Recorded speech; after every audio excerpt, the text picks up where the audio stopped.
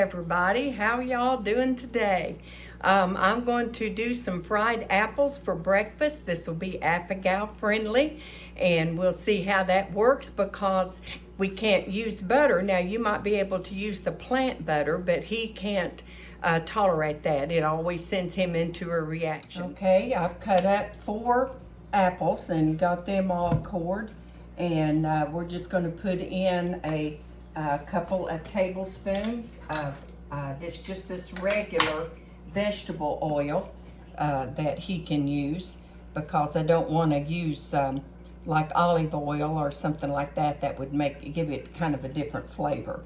So normally I would use like a half a stick of butter in this, and the butter and the sugar together will make a little sauce that's on your apples. But we'll see how this turns out today. So we're going to bring our oil up a little bit to get it warm, and we're going to put in some ground cinnamon. Cinnamon's always good with apples, reminds me of the fall of the year, and I always like to put a little bit of nutmeg, so we'll see how that goes.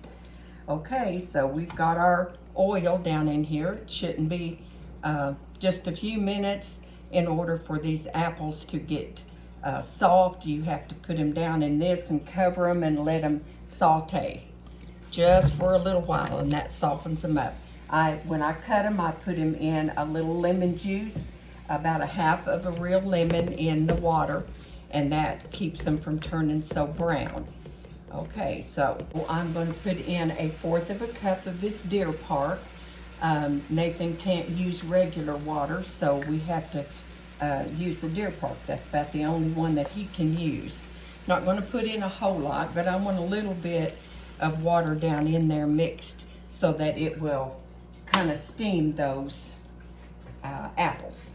And then you put a lid on them and you let them sit for probably 5 to 10 minutes and let them stew down, and they'll get really soft.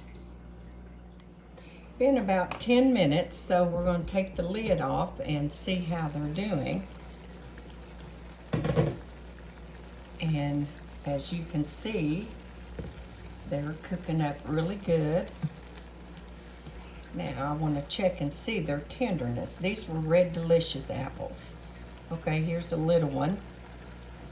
A little bit harder in the center. So we want to go a little bit more. Let's do about another 5 minutes with the lid on. And that should make it do. And then we'll take the lid off and let some of the water evaporate. Okay, it's been another 5 minutes, so we're going to check it, see how they've turned out.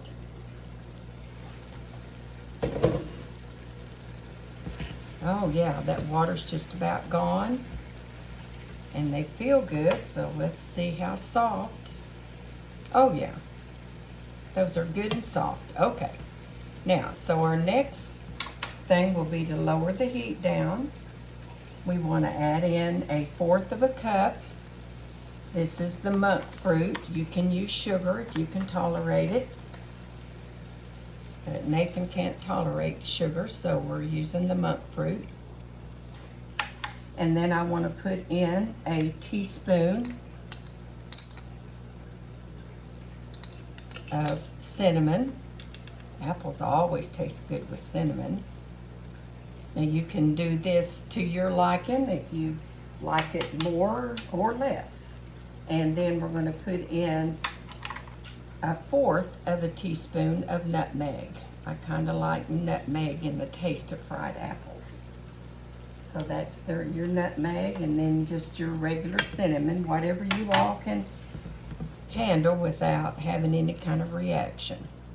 Now, as we let these simmer, and this all incorporates good down into the rest of this juice and these apples, they should taste very good.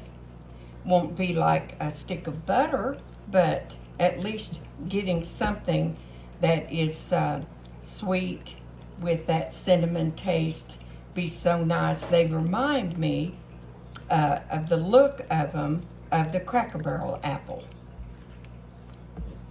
because they kind of have that cinnamony cinnamony look about them.